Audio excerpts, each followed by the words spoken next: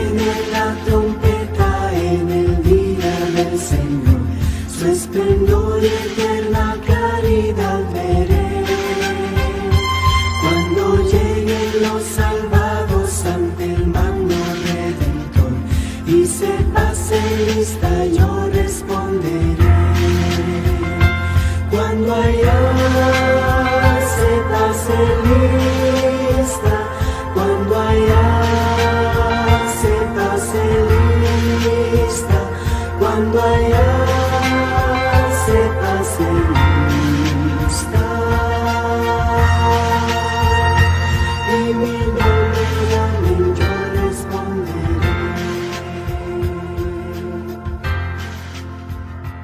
Resucité.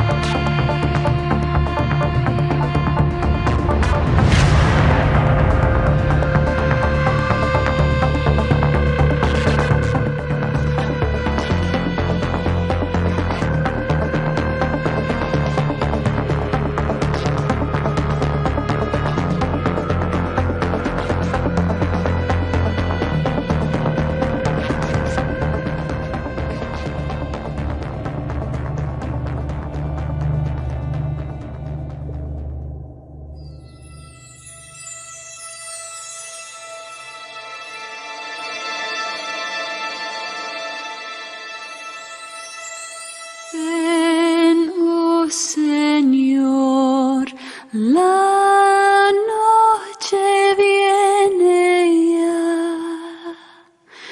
todo es oscuro y temor me da, no hay amparo, gran maldad se ve. En las tinieblas acompáñame.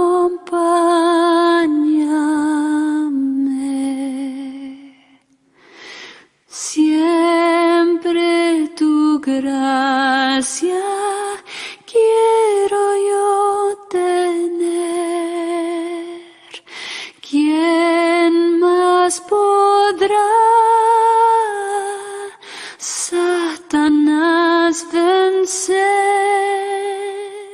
Solo en ti mi guía hallaré.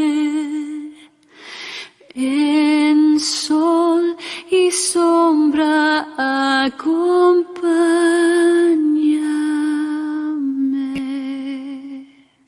La quinta trompeta. Ahora, hasta ahora hemos estudiado las primeras 4 trompetas y hemos visto que los primeros 4 juicios de Dios van a reducir la vida en el planeta Tierra a un caos total. Los primeros 4 golpes que recibirá este planeta serán herida de muerte, solo que no se va a curar, porque lo que le queda al mundo son nomás meses de vida después de que comiencen a sonar las trompetas. La coalición religiosa, vimos anoche, que se formará en respuesta a los juicios de Dios, ese gran despertar religioso, esa coalición ecuménica de todas las religiones, presidida por el hombre que tiene todas esas relaciones, el hombre visto en el mundo como el líder religioso máximo del mundo cristiano, el obispo de Roma.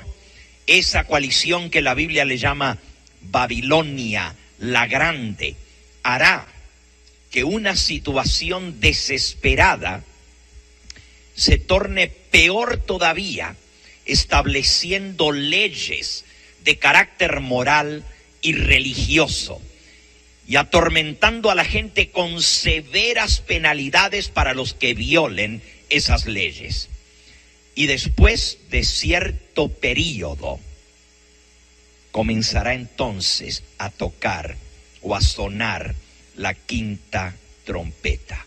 Ahora, a diferencia de las primeras 4 trompetas, las últimas 3 trompetas son un poquito distintas. ¿Por qué? Vamos a Apocalipsis capítulo 9. Después de la 4ª trompeta, el último versículo del capítulo 8 declara, el versículo 11 y 12 describe la 4ª trompeta que ya estudiamos, pero ahora el 13 dice así: y miré, y oí a un ángel volar por en medio del cielo diciendo a gran voz: ¡ay! ¡ay! ¡ay de los que moran en la tierra a causa de los otros toques de trompeta que están para sonar los otros 3 ángeles! Cada una de estas 3 últimas trompetas, las 5, las 6 y las 7, son no solamente juicios, no solamente plagas, no solamente maldiciones y trompetas, sino que también van precedidas por un ay, ay, ay, y se les llama ayes a estas 3. Si ustedes se fijan, al terminar la 5ª trompeta, el versículo 12 dice: el primer ay pasó, y aquí vienen aún otros ayes después de esto. Al terminar la 6ª trompeta, dice Apocalipsis 11:14, el segundo ay pasó, he aquí el tercer ay viene pronto. Así que cada una de estas trompetas se les llama un ay o un aye. ¿Y en qué difieren? Bueno, las primeras 4 trompetas son maldiciones que van dirigidas a los elementos físicos de la tierra.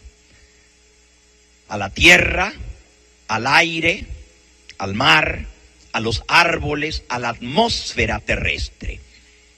Pero las últimas 3 trompetas son maldiciones, ayes, que van dirigidas a los individuos directamente, a los seres humanos impenitentes que están en rebeldía y en desafío abierto contra el Dios del cielo.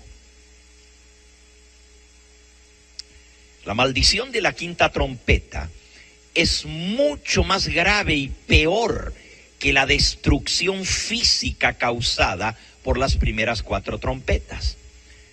La 5ª trompeta nos presenta la aparición del anticristo, del diablo en persona, en forma física, acompañado de sus ángeles en esta tierra. Ahora, ya lo vamos a ver, pero la Biblia enseña que ha habido y habrá muchos anticristos. Lo pueden leer en Primera de Juan, capítulo 2 y versículo 18. Dice así: hijitos, ya es el último tiempo. Y según vosotros oísteis que el anticristo viene, así ahora han surgido muchos anticristos. Por esto conocemos que es el último tiempo. El papado, la obra maestra de Satanás para engañar al mundo entero, es el sistema del anticristo que ha gobernado por siglos el mundo y ha engañado a toda la tierra. El conflicto de los siglos dice que el papado es la simiente de la serpiente. ¿Se acuerdan en Génesis 3:15 cuando Dios le dijo a la serpiente: pondré enemistad entre ti y la mujer, entre tu simiente y la simiente de la mujer? La simiente de la mujer es Cristo, pero la simiente de la serpiente, del diablo, es el anticristo. El papado es la obra maestra de engaño de Satanás. Pero en última instancia, y eso es lo que vamos a ver en esta noche, el padre de todos los anticristos, es decir, el tronco del cual salieron todas las ramas, es el diablo mismo. Él es el anticristo con mayúsculas, todo escrito con mayúscula. Satanás es en verdad el anticristo por excelencia. Y el anticristo no es un mero hombre. Ha habido muchos anticristos, ya lo leímos, pero el anticristo con mayúscula no es un mero hombre, es un ángel caído. Y la palabra de Dios predice claramente que se aparecerá físicamente a los habitantes de la tierra justo antes de la venida de Cristo.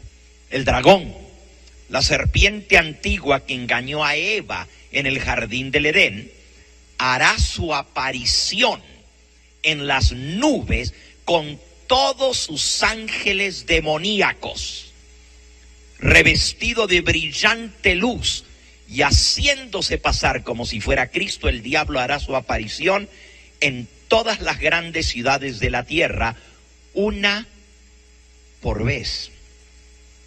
Y es más, no lo vamos a estudiar ahora, pero Daniel 11:45 nos dice que va a establecer su trono en Jerusalén.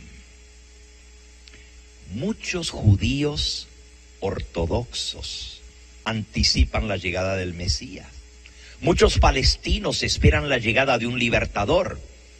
Así que podría haber un lugar mejor que el diablo escogiese para iniciar su supuesto reino de paz en la tierra por 1000 años que en Jerusalén. El diablo hará muchas declaraciones blasfemas y pretensiones increíbles para engañar a los moradores de la tierra. Cuando se aparezca va a ser más resplandeciente que cualquier cosa que jamás hayan visto los ojos humanos, y declarará él ser el salvador del mundo. Piensen por un momento, cuando el diablo se aparezca, el mundo estará en una situación desesperada. Los lamentos de sufrimiento y dolor se escucharán por todas partes. El padre de la mentira y la miseria, el enemigo de toda la humanidad, pretenderá ahora tener simpatía por el terrible sufrimiento humano que hay por doquier y que él mismo causó. Pero ahora viene como buenito a presentarse como el que se interesa por la raza humana. ¡Qué engaño tan grande! Pero para que el engaño sea plausible, el diablo hará grandes señales y milagros, incluso hasta sanar a los enfermos, alimentar a los hambrientos. Muchos serán engañados y creerán que en verdad Él es el Cristo, el Dios Todopoderoso que ha venido. Ahora, ya vamos a estudiar esto en detalle justamente esta noche.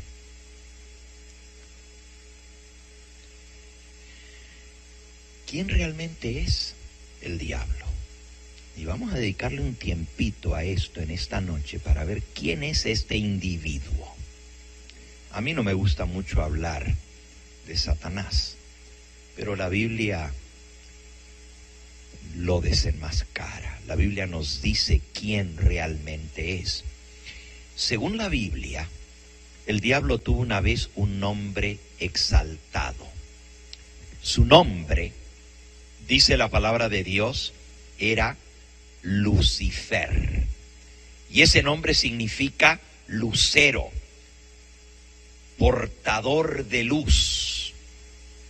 Un estudio cuidadoso de Isaías 14 y de Ezequiel 28, no lo vamos a leer en esta noche.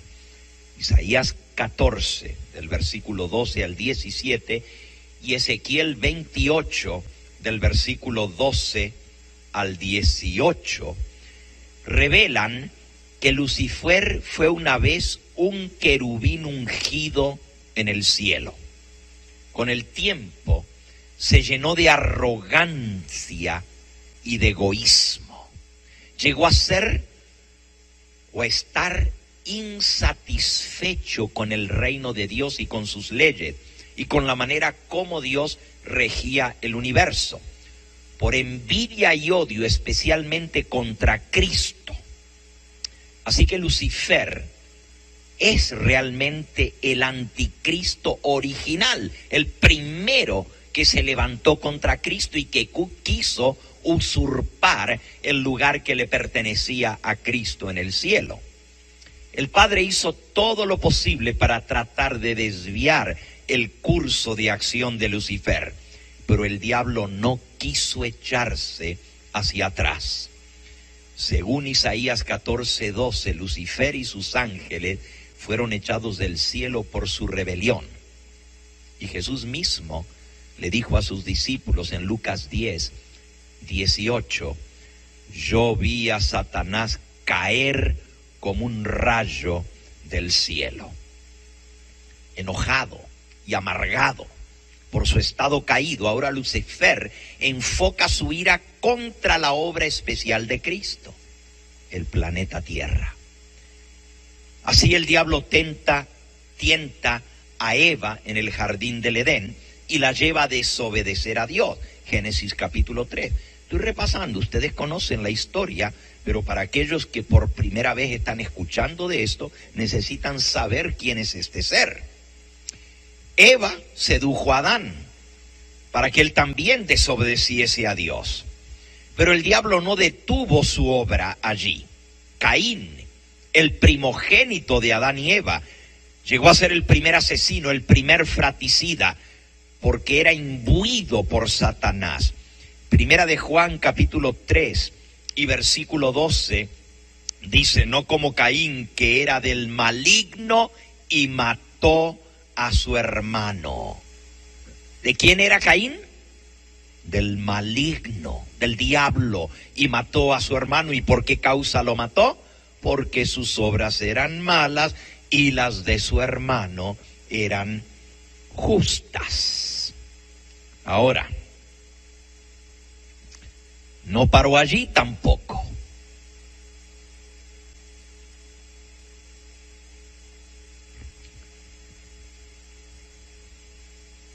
Con el correr del tiempo, los seres humanos se degeneraron tanto por el pecado que a Dios, dice la Biblia, le dolió en su corazón haber creado al hombre.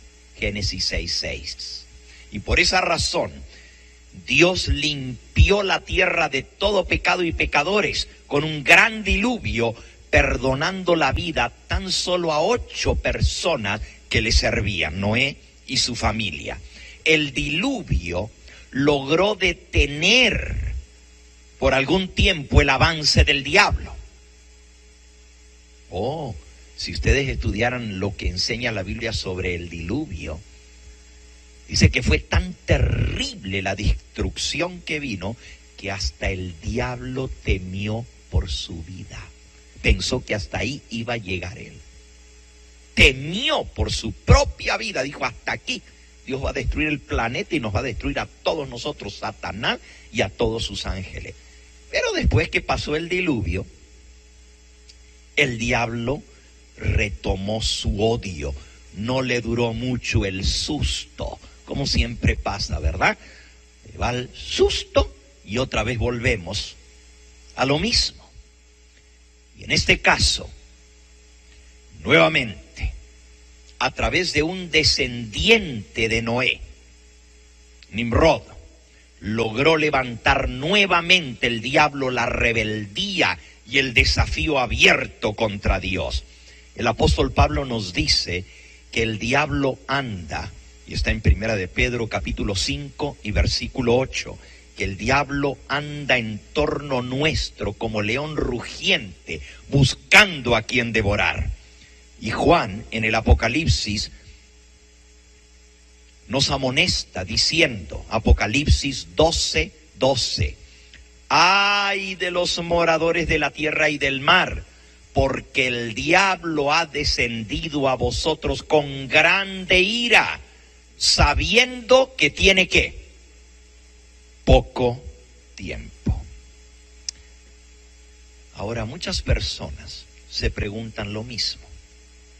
¿Por qué Dios permitió que el diablo siguiese viviendo y haciendo estragos? ¿Por qué Dios no lo exterminó?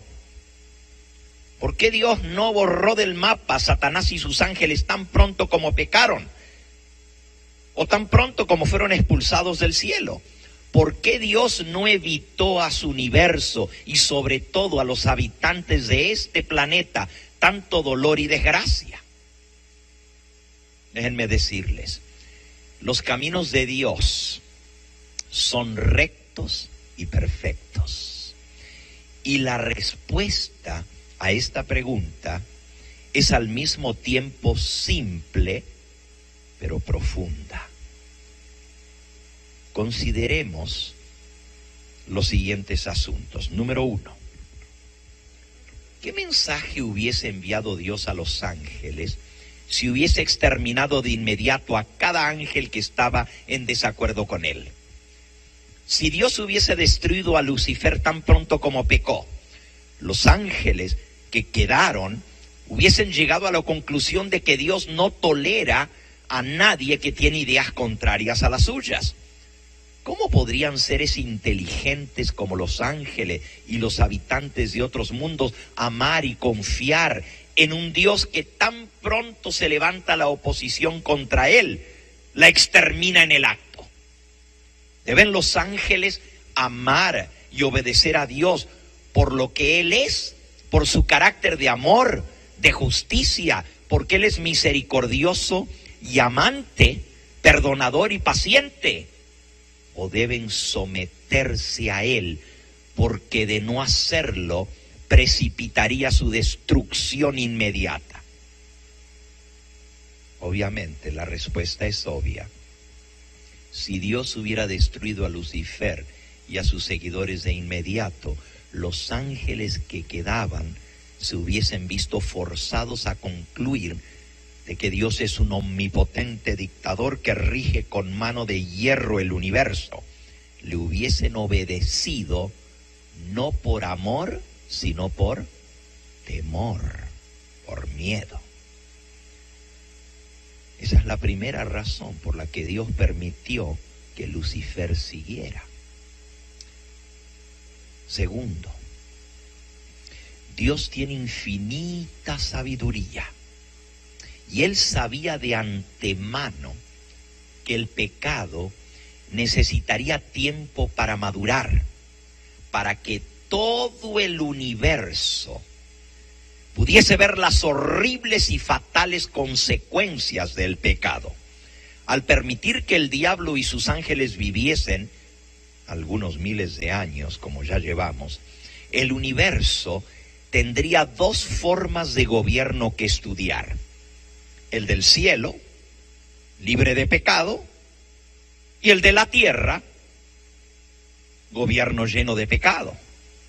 La presencia de dos gobiernos, en última instancia, demostrará que las leyes y los principios que rigen el gobierno de Dios son los mejores. No porque Él diga que son los mejores, sino porque lo son, porque los caminos y los principios de Dios quedarán demostrados como los mejores sin duda alguna. Así que la segunda razón, la primera es para que los ángeles le obedezcan por amor y no por temor. La segunda es para beneficio de los habitantes del universo, para que los habitantes del universo vieran el desarrollo final del pecado y entonces escogieran el gobierno de Dios a sabiendas. En tercer lugar, Dios, al crear a las criaturas que Él crea, las crea por amor. La Biblia dice que Dios es amor y todo lo que Él hace es por amor. Con la facultad de amar y de ser amadas, así las crea. Cada ser que Dios creó, cada ser inteligente, lo creó con la facultad de amar y ser objetos de ese amor, recibir y dar amor. Pero el amor, para ser genuino, tiene que ser voluntario, no puede ser forzado. Por eso Dios le concede libre albedrío a cada ser que Él ha creado. Sus súbditos no están obligados a obedecerle, no están obligados a amarle, ni a responder a su bondad o generosidad. Y Lucifer y sus ángeles usaron su libre albedrío justamente para escoger rebelarse contra Dios y su gobierno. Adán y Eva también recibieron libre albedrío y también escogieron desobedecer a Dios, creer las mentiras de Satanás en lugar de confiar en su amante creador. Y por 6,000 años el pecado ha ido contaminando la tierra. El tiempo ha demostrado que la calidad de vida sufre y se deteriora en proporción a nuestra rebelión contra las leyes de Dios. Repito, porque es un pensamiento muy importante. El tiempo ha demostrado que la calidad de vida sufre y se deteriora en proporción a nuestra rebelión contra las leyes de Dios. Más acatamos sus leyes, mejor vida tenemos, más felicidad, más tranquilidad, más gozo. Pero más nos rebelamos y cosechamos las consecuencias. Es cierto que el pecado puede ofrecer placer y emoción por un corto tiempo, pero siempre se cobra un precio que es mucho más grande que el corto placer que ofrecen las emociones baratas. La gente dice, ay, pero es que es lindo el pecado, es que es divertido, es que es excitante. La ley de Dios dice, no cometerás adulterio. Ay, qué aburrido estar con una sola mujer. Es más divertido andar con varias. Pero el precio que se paga es terrible. El dolor, el sufrimiento, la miseria de los seres que herimos a nuestro alrededor, nuestros hijos, nuestra esposa o nuestro esposo, nuestra familia. El pecado nos empuja más lejos de donde quisiéramos realmente ir. Y el pecado nos cuesta mucho más de lo que hubiésemos querido pagar. No importa cuán efectivamente lo disfrace Satanás al pecado, la paga del pecado es la muerte. Miren lo que dice la mensajera del Señor. El deseado de toda la gente es página 706 y 707. Dice así: Dios podría haber destruido a Satanás y a los que simpatizaban con él tan fácilmente como nosotros podemos arrojar una piedrecita al suelo. Pero no lo hizo. con solo haber chasqueado los dedos, podría haber hecho desaparecer a Lucifer y a todos sus ángeles. Es más, no necesitaba ni chasquear los dedos con solo pensarlo. Pero no lo hizo. La rebelión no se había de vencer por la fuerza. Solo el gobierno satánico recurre al poder compulsorio. Los principios del Señor no son de este orden. Su autoridad descansa en la bondad, en la misericordia y el amor. Y la presentación de estos principios es el medio que Dios quiere emplear. El gobierno de Dios es moral y la verdad y el amor han de ser la fuerza que lo haga prevalecer. Era el propósito de Dios colocar las cosas sobre una eterna base de seguridad. Y en los concilios del cielo fue decidido que se le debía dar a Satanás tiempo para que desarrollara los principios que constituían el fundamento de su sistema de gobierno. Él había aseverado que eran superiores a los principios del gobierno divino. Se le dio tiempo al desarrollo de los principios de Satanás a fin de que pudiesen ser vistos por todo el universo celestial. Qué sabiduría la de Dios. Cuarta razón. Dios sabía de antemano las consecuencias de permitir que Satanás y sus ángeles continuaran viviendo. Pero para Dios, ese Dios de amor, el libre albedrío es fundamental para garantizar el amor voluntario de sus criaturas. Imagínense que Dios nos hubiera hecho como robots programados solo para poder amar. Es como un fabricante de muñecas que le pone el disquito adentro a la muñeca y la niña agarra su muñequita y dice, ay, la muñeca me dice, I love you, mami, I love you, mami. Pero cada vez que le aprieta el botoncito, dice exactamente lo mismo, I love you, mami, I love you, mami. ¿Se imaginan que Dios nos hubiera hecho así? Programados solo para poder decir, I love you.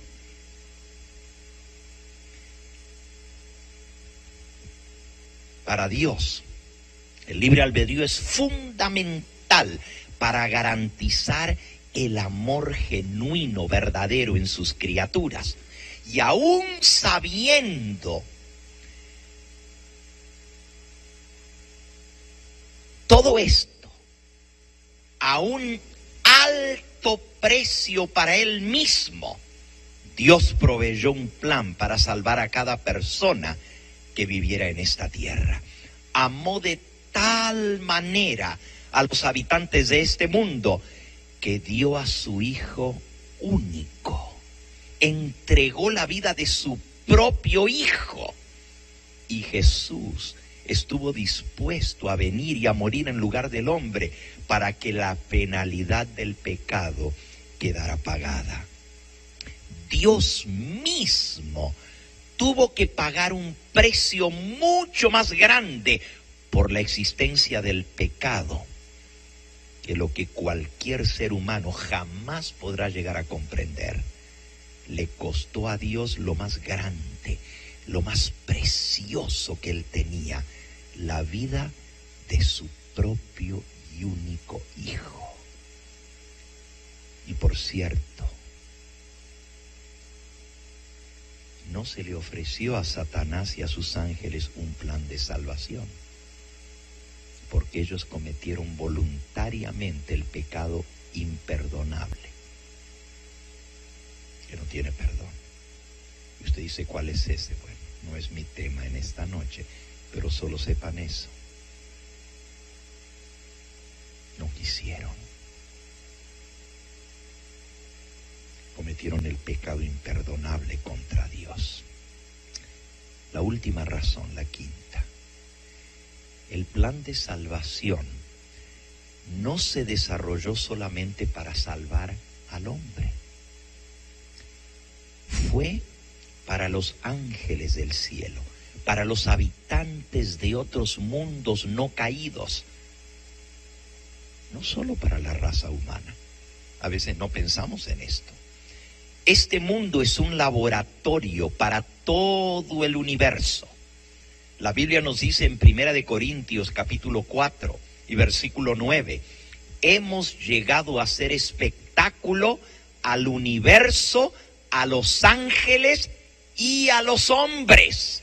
Espectáculo al mundo, el cosmos en griego, el universo, a los ángeles y a los hombres. Lo que aquí sucede, lo que pasa en este planeta, es visto por todos los seres inteligentes del universo. Por el desarrollo del pecado hasta llegar a la consumación máxima y por el desarrollo del plan de salvación, todo el universo quedará para siempre libre del pecado. Quedará vacunado todo el universo contra el surgimiento del mal por segunda vez. Eso lo dice la palabra de Dios. La Biblia nos garantiza que el mal no se levantará por segunda vez. Nahum capítulo 1 y versículo 9. ¿Qué pensáis contra Jehová? Él hará consumación. No se levantará el mal dos veces. Aquí en esta versión dice, no tomará venganza dos veces por sus enemigos, pero en la versión antigua, 1909, y es más exacta la traducción, dice, no se levantará el mal dos veces. ¿Por qué? Porque a través de lo que está pasando en este planeta, el universo entero quedará vacunado para que nunca más se vuelva a levantar el pecado. Escuchen esta cita. Algunos se sorprenden cuando decimos que el plan de salvación no fue solo para la raza humana, que fue para los ángeles del cielo y fue para los habitantes de otros mundos no caídos. Miren lo que dice esta cita, deseado de toda la gente, página 706.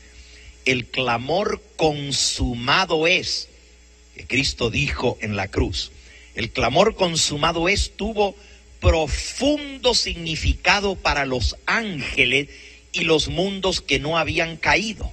Y ahora escuchen lo que dice. La gran obra de la redención se realizó tanto para ellos como para nosotros. Ellos comparten con nosotros los frutos de la victoria de Cristo. Hasta la muerte de Cristo, el carácter de Satanás no había sido totalmente revelado a los ángeles ni a los mundos que no habían caído. El gran apóstata se había revestido de tal manera de engaño que aún los seres santos no habían comprendido sus principios, no habían percibido claramente la naturaleza de su rebelión. Pero en la cruz quedó desenmascarado. Página 712 ahora del mismo libro deseado. La guerra contra la ley de Dios que empezó en el cielo continuará hasta el fin del tiempo. Cada hombre será probado.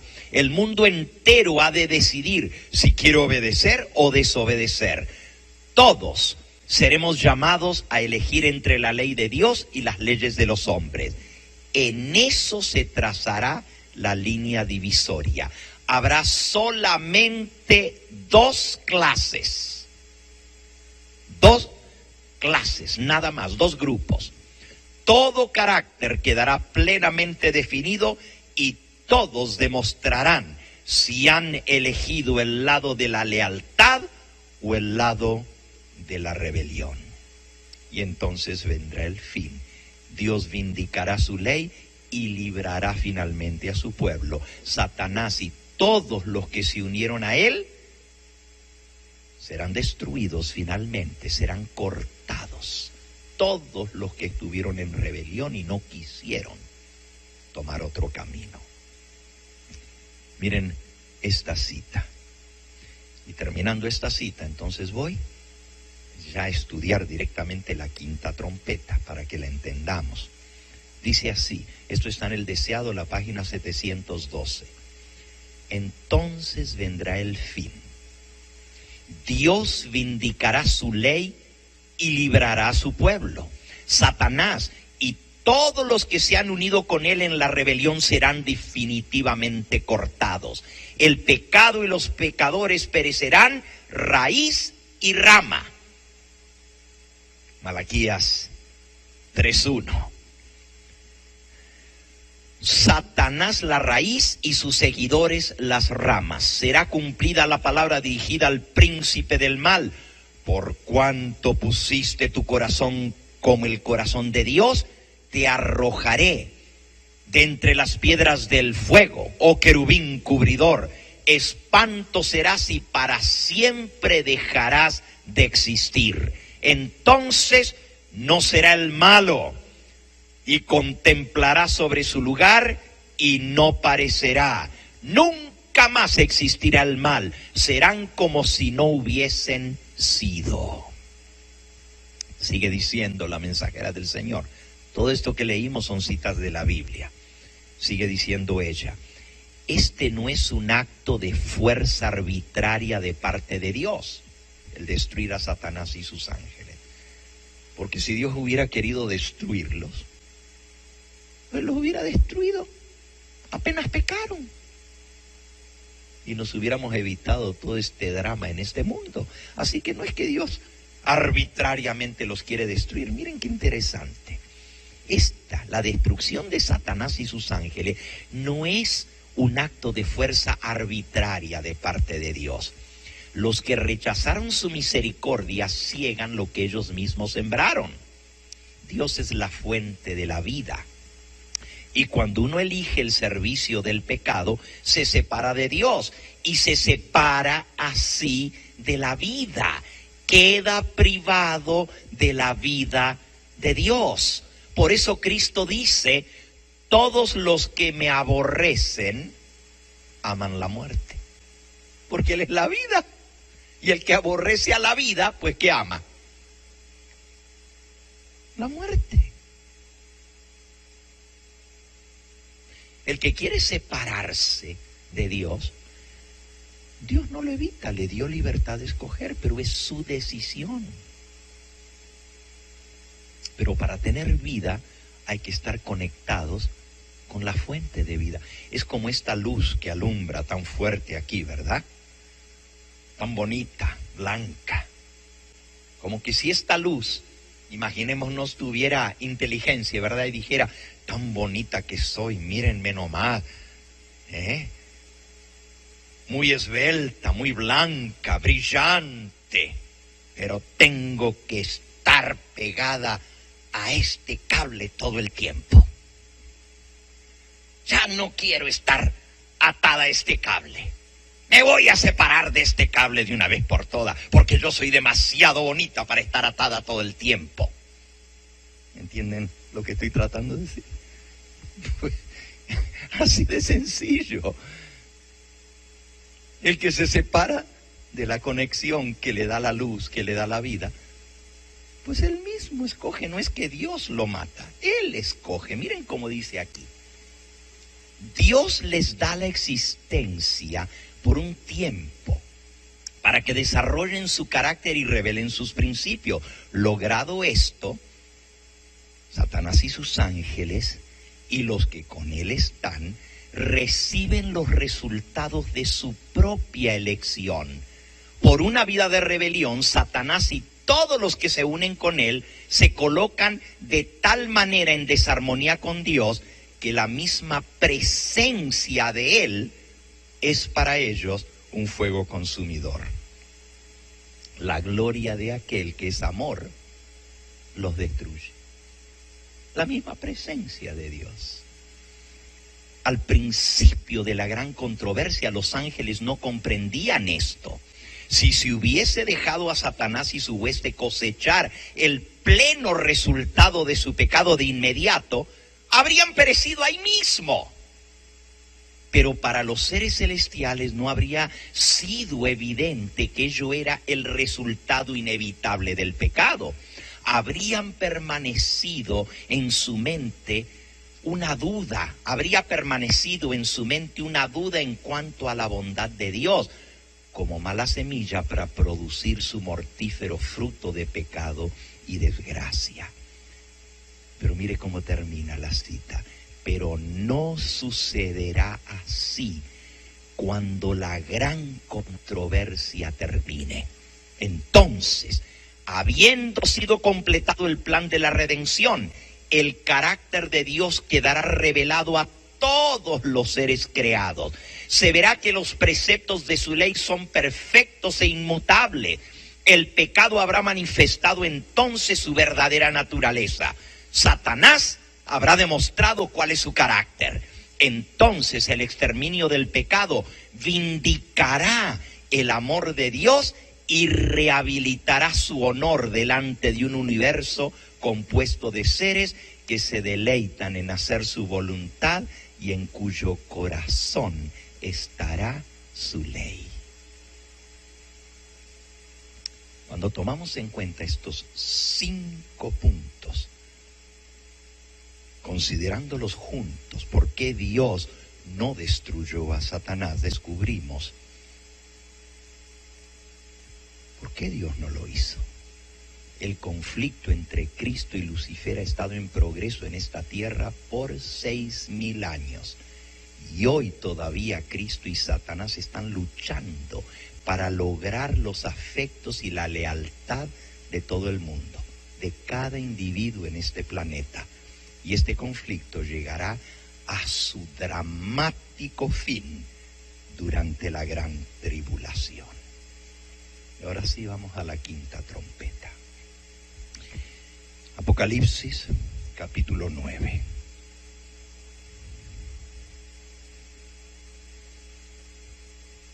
Aquí se nos presenta la increíble realidad. Y dije increíble realidad, porque a veces la realidad es más extraña que la ficción. Más extraña la realidad que la imaginación. Y esta realidad es que el diablo y sus ángeles entrarán en la dimensión de los sentidos humanos. Es decir, el diablo y sus ángeles se van a materializar, se harán visibles frente a nuestros propios ojos. Bajo la 5ª trompeta se describe la aparición de Satanás y sus ángeles en forma visible en este planeta, y lo que es peor aún, pretendiendo, imitando la segunda venida de Cristo. Leamos ahora los versículos y luego los vamos a entrar a desglosar. Versículo 1. El 5º ángel tocó la trompeta y vi una estrella que cayó del cielo a la tierra y se le dio la llave del pozo del abismo. Y abrió el pozo del abismo y subió humo del pozo como humo de un gran horno, y se oscureció el sol y el aire por el humo del pozo. Y del humo salieron langostas sobre la tierra, y se les dio poder como tienen los escorpiones de la tierra. Y se les mandó que no dañasen a la hierba de la tierra, ni a cosa verde alguna, ni a ningún árbol, sino solamente a los hombres que no tuviesen el sello de Dios en sus frentes. ¿Notaron? Las primeras 4 trompetas dañaron el aire, la tierra, el mar y los árboles. Pero ahora, no más. ¿A quién van dirigidas ahora las desgracias y las plagas? ¿A quiénes van a dañar? A los hombres que no tienen el sello de Dios en sus frentes. Voy a terminar de leer a la 5ª trompeta y luego la desglosamos. Versículo 5. Y les fue dado no que los matasen, sino que los atormentasen 5 meses. Y su tormento era como tormento de escorpión, cuando hiere al hombre. Y en aquellos días los hombres buscarán la muerte, pero no la hallarán. Y ansiarán morir, pero la muerte huirá de ellos. El aspecto de las langostas era semejante a caballos preparados para la guerra. En las cabezas tenían como coronas de oro. Sus caras eran como caras humanas. Tenían cabello como cabello de mujer. Sus dientes eran como de leones. Tenían corazas, como corazas de hierro. Y el ruido de sus alas era como el estruendo de muchos carros de caballos corriendo a la batalla. Y tenían colas como de escorpiones y también aguijones. Y en sus colas tenían poder para dañar a los hombres durante 5 meses. Y tienen por rey sobre ellos al ángel del abismo, cuyo nombre en hebreo es Abadón y en griego Apolión. El primer ay pasó y aquí vienen aún 2 ayes después de esto. Así que esa es la lectura completa de la 5ª trompeta. Impresionante lo que acabamos de leer. La verdad que es la realidad de lo que va a suceder, es más espantosa que la imaginación más fecunda.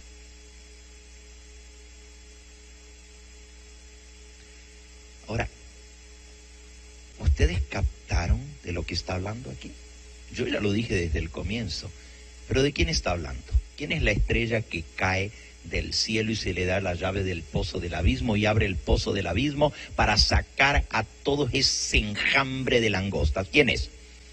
Al final nos dice que el jefe de todos esos es el ángel del abismo, cuyo nombre en hebreo es Abadón y en griego Apolión. Eso quiere decir destructor. Aquí está hablando de Satanás y de los demonios, y la descripción que da de los demonios es espantosa. Ahora, aquí viene la gran pregunta. Bueno, pastor, hemos interpretado las primeras 4 trompetas en forma literal. Hemos dicho que una estrella que cae del cielo es un meteorito. Una montaña ardiendo que cae del cielo es un asteroide. Una lluvia de fuego y granizo, pues son meteoritos que caen.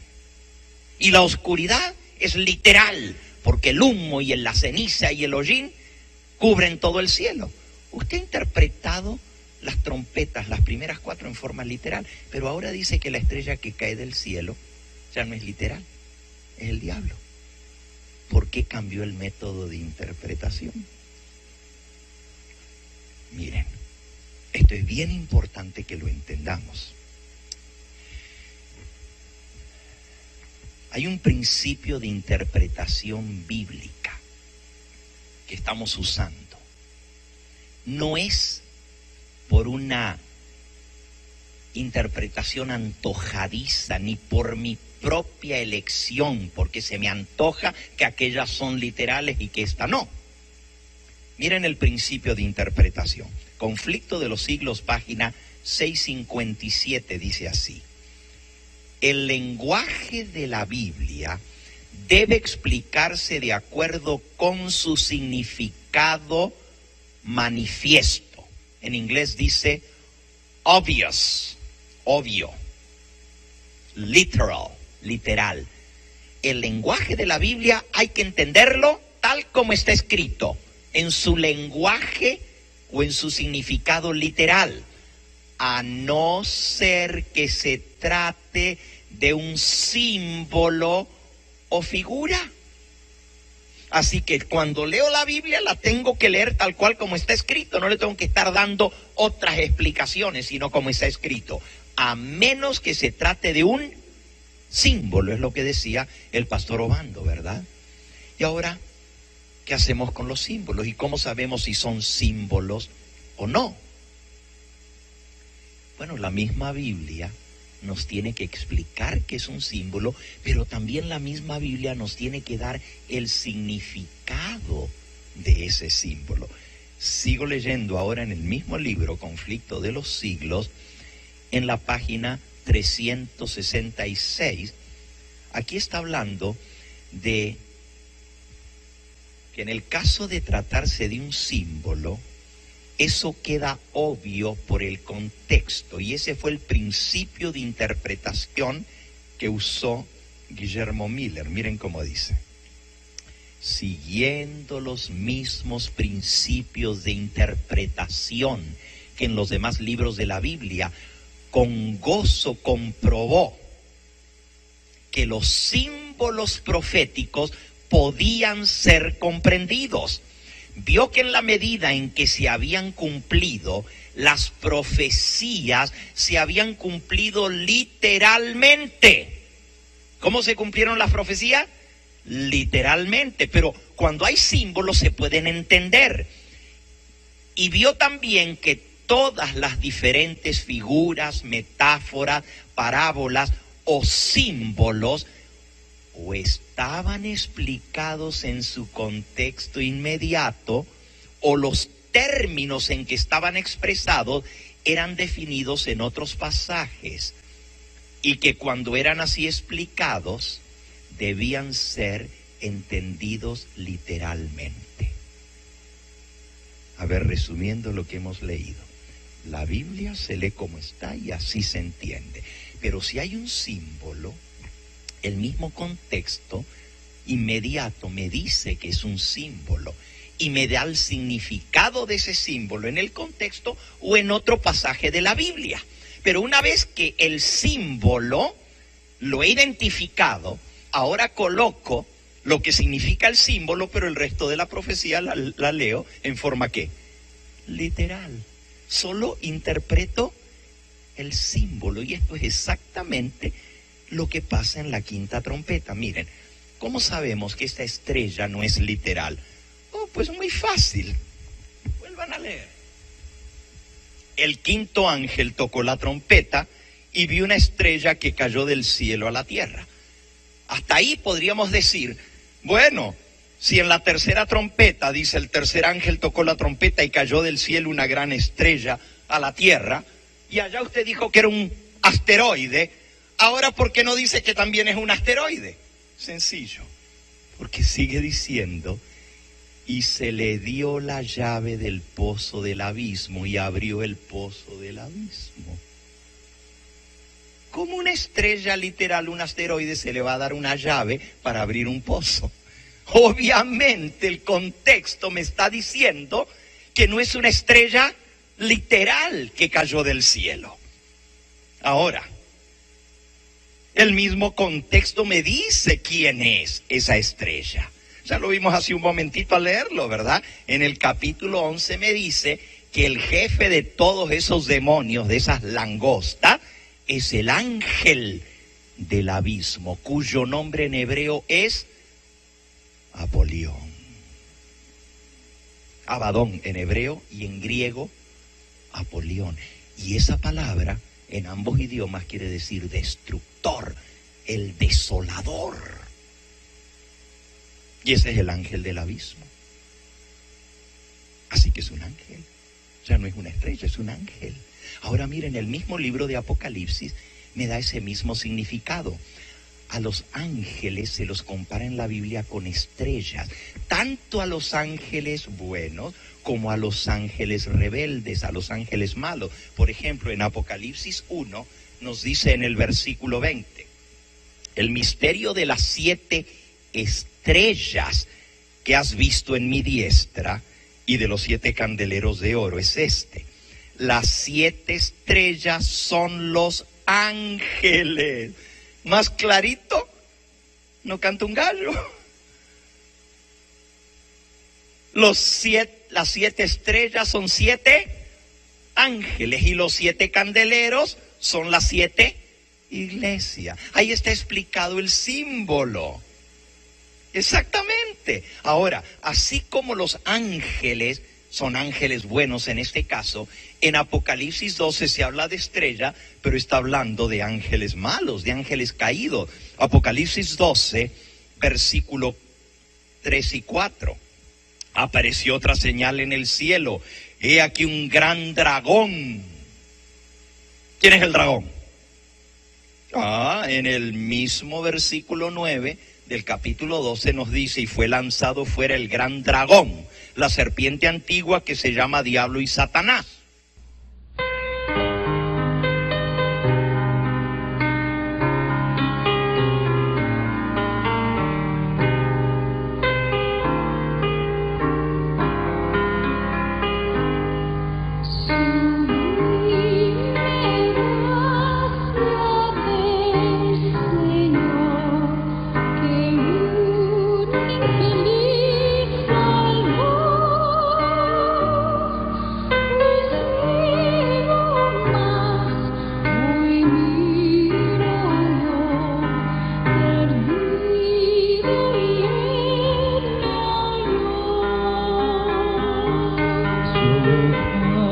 No.